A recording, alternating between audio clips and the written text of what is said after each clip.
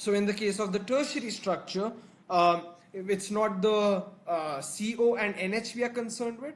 It's not the covalent bonds in the amide that we are concerned with.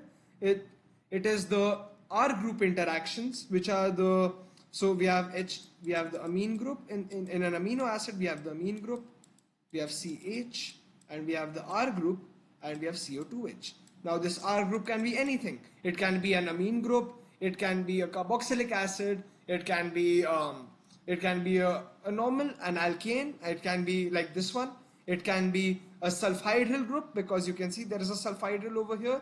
So it can be literally anything. So the R group interactions is what we are concerned with, because these are the interactions that hold the entire polypeptide chain together. And this is what important. So just be sure to write about it having a 3D structure, the tertiary structure being a 3-dimensional structure, because obviously it is, you can see by the shape of it, you can see it's a 3-dimensional structure. So if you write it, you'll get the marks. So now we have done all those structures of proteins, and let's do DNA. So DNA is basically what is responsible for all the genetic coding and genes in our body. So you are very familiar with this shape of DNA, but the good news is you don't have to learn this exact spiral, how to make this spiral and all, because our exam board allows us to make a very simplified structure. So basically, if I had to make a strand like a straight line, so this will be a typical strand.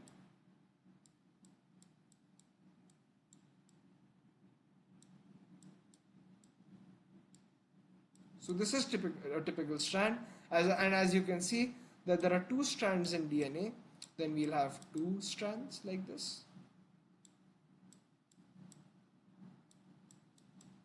You can see the 2 blue strands, they are folding over each other, but we can make them like this. So the rectangle I've drawn is a sugar called deoxyribose. You have to learn this, that DNA consists of a sugar, deoxyribose. So this is the sugar. You will not write sugar, you will write the exact name, deoxyribose. Then the circle is a phosphate group. Then we have again a sugar, which is deoxyribose, and again a phosphate group. So sugar, phosphate, sugar, phosphate, sugar, phosphate. It keeps going on like that. And then on the other chain as well, we have sugar, then phosphate, then sugar, then phosphate. And then we have 4 bases which are attached to the sugar. So this is A, and A will always be opposite to a T. So that means that the adenine base will always be opposite to the thymine base, and we can have a G and a C. So the guanine base will always be opposite to the cytosine base. So you can see all the 4 bases and the 4 symbols. So A will always pair up with T, and G will always pair up with C. So you can always remember this by ATGC. A always pairs up with T, and G always pairs up with C. So ATGC, remember this, and there are hydrogen bonds between the bases. Hydrogen bonds. So there are hydrogen bonds between the bases, and this is what holds this entire strand together, these 2 strands together, because otherwise these 2 strands would be separate from each other. But what pulls them together is the hydrogen bonds between the bases, between the base pairs.